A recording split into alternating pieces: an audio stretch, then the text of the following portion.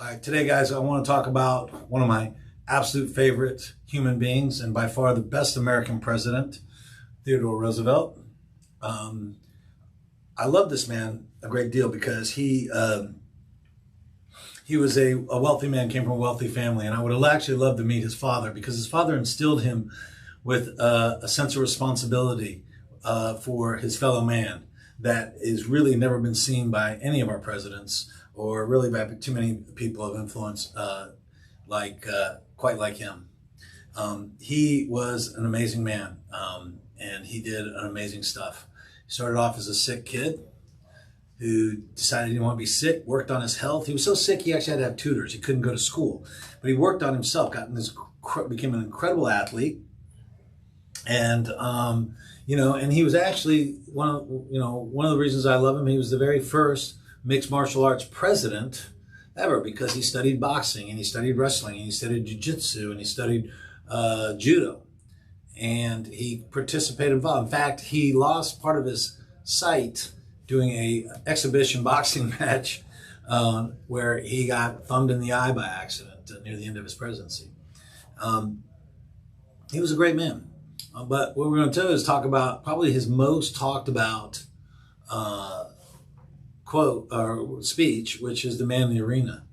And the reason I want to touch on that is that, we talk about dealing with naysayers and stuff like that. And, the thing that you have to understand is that when you deal with naysayers is that it's generally nothing to do with you. It has mostly to do with them, but it does affect you. All right.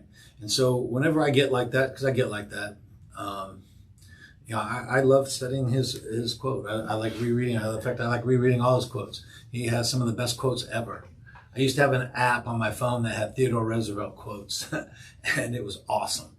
But basically what he's talking about the fact that people are going to criticize whatever you do. I'm going to paraphrase this. You can read it right here if you want, and you can look it up if you can't read it here on the wall here. I would suggest and challenge you to go ahead and read it.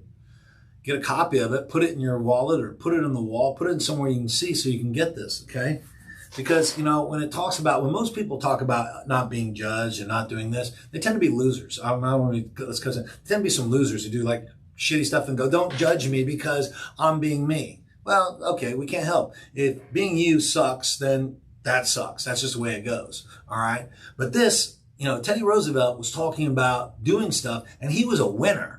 Okay, so when a winner tells you not to worry about it, that's when you want to pay attention. Not when the guys, who have, their issues and stuff like that are telling you, be yourself. No, don't listen to them.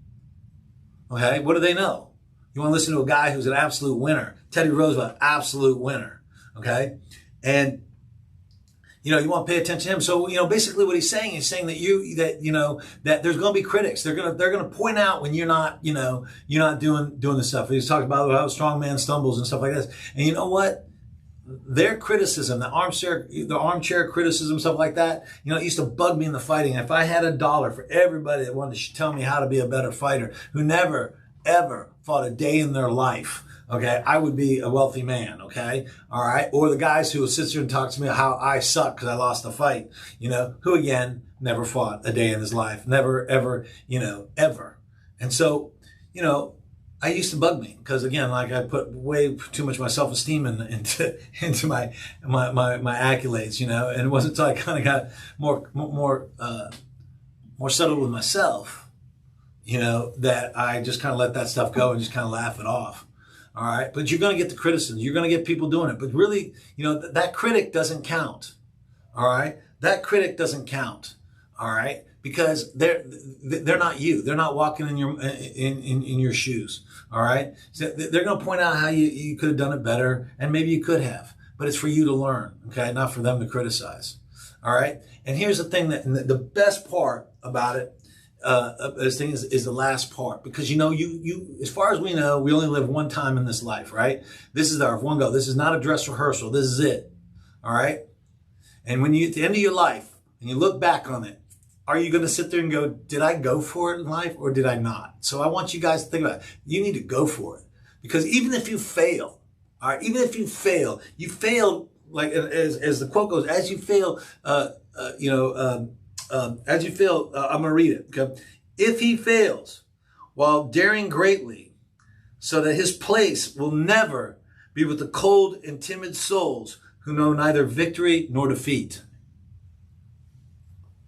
I don't know about you, you should have got chills listening to that, because that's what it's about. Okay? You go for it. You may not be successful, all right? But you know what? You go for it anyways. Why? Because you don't want to be, at the end of your time, you don't want to realize that you were one of those cold and timid souls who didn't have the guts to go for it. All right? So read your Teddy Roosevelt. He's got great biographies and stuff like this. Read that quote. I challenge you to get that quote, get a copy of it, put it somewhere you can see it every single day. And understand that your steps in here and the things that you're doing in life, make sure that they're moving forward. Make sure that they're doing stuff that you're daring greatly. So you will not be with those cold and timid souls who know not victory nor defeat. Stay tuned.